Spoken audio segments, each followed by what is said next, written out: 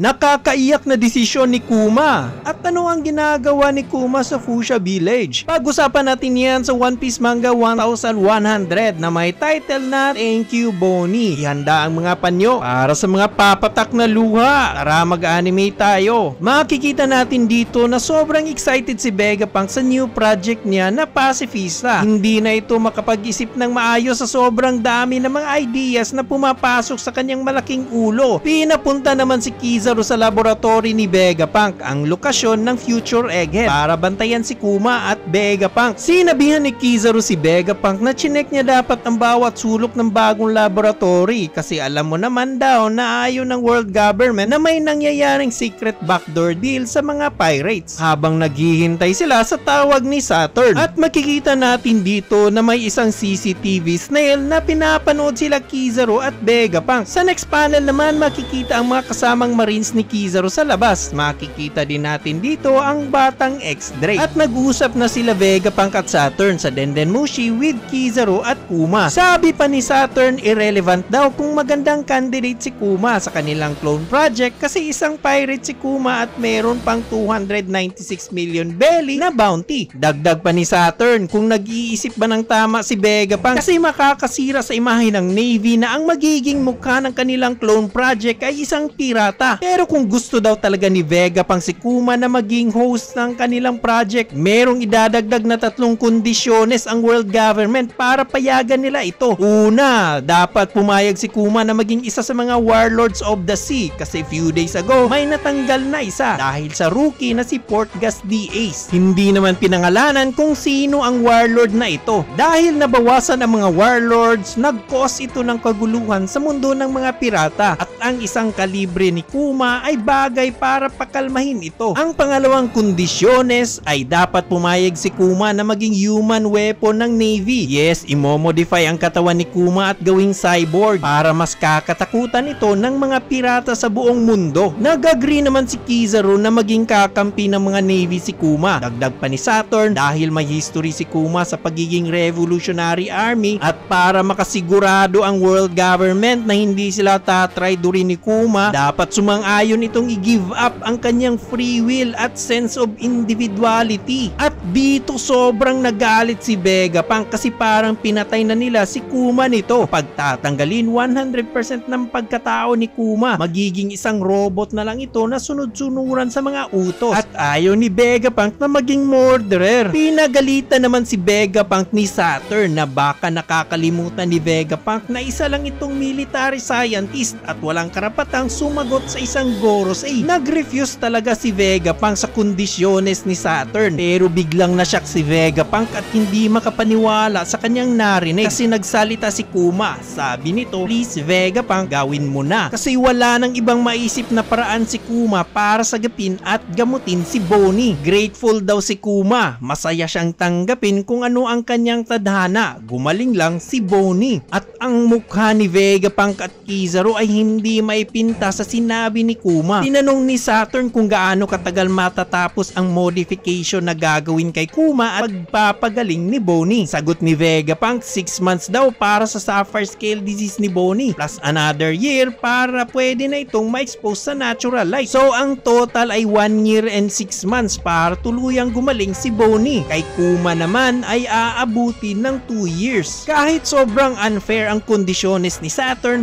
nagpapasalamat pa rin si Kuma na gagaling si Bonnie before siya mag 10 years old. Ay, ang sobrang selfless talaga ni Kuma. But wait, there's more. May siningit pa si Saturn. Naniniguro ang matandang Saturn para hindi sila tatakasan ni Kuma. Gagawin nilang hostage si Bonnie para hawak nila sa leeg si Kuma at papalayain nila si Bonnie kapag tapos na ang procedure ni Kuma. Naburahin ang kanyang personality at memories. Dahil dito nagalit na naman si Vegapunk kasi ibig sabihin nito na hindi makikita ni Kuma ang paggaling ni Bonnie. As long as hindi pa tapos ang gagawing modification kay Kuma Kuma as long as gagawin ni Kuma ang kanyang trabaho bilang Warlord of the Sea. At kahit after gumaling na si Bonnie, ipinagbabawal ni Saturn na magkikita ang dalawa para maiwasan ang pagtakas ni Kuma at Bonnie. At kung hindi ito susundin ni Kuma, magiging slave si Bonnie habang buhay. At dahil dito, sobrang natakot si Kuma sa pagbanggit ni Saturn ng salitang slave. Alam naman natin, di ba, na grabe yung trauma ni Kuma sa pagiging slave. Dahil dito, dali-dali itong nagmakaawa na susundin niya ang mga kondisyones na ito